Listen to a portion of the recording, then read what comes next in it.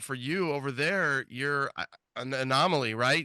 Somebody who's willing to put up that kind of money when you say a part that might be 200 in the States, 600 over there, plus you're dealing with a conversion rate of 60 cents on the dollar. So it just gets a little bit, I'm sure, daunting. And we could talk a little bit about that. But how'd you become such a Chevy nut?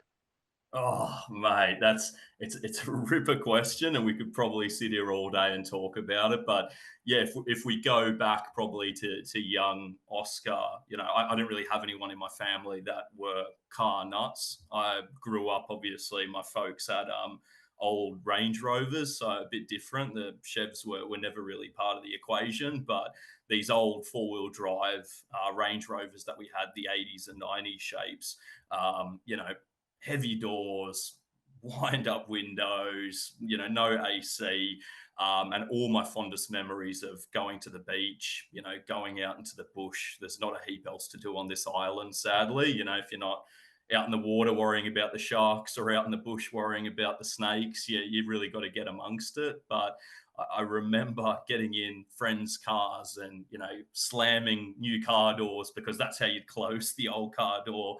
And people going, what the heck is this guy doing? Come on, geez, this is my brand new Yeah. Holden How Commodore. strong do you have to be, Oscar, for Christ's sake? You're like, I'm used to the Range Rover. Yeah, exactly. So just growing up with older cars, I was always bitten by wanting something that's all metal. It's got some character to it. I think if these trucks could talk, it would just be what they all have so much soul. So kind of fast forwarding past all the childhood stuff, I was working for Verizon in Australia. So spending my time there. And I spent some time in the States in 2019 in San Diego. Absolute awesome place. Massive fan of all of America, but the West Coast definitely has my heart.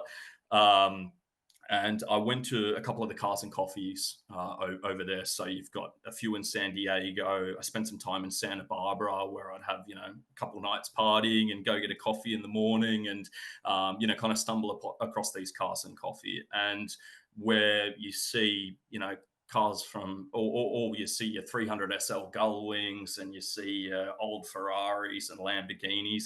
I was the guy that was sitting there gawking at the Chevy trucks, especially the 4x4s, where people would kind of probably look at me and go, "What the heck is this guy doing? There's a $4 million Mercedes here, and you're looking at this kind of old K series that's it's a bit faded, but I just knew at that moment, every time I went over there, that was what I had to have. They just have such a, regardless of whether they're two wheel or four wheel, just the presence they have when you kind of see them in person. It always took my breath away. So it was, I was set on it.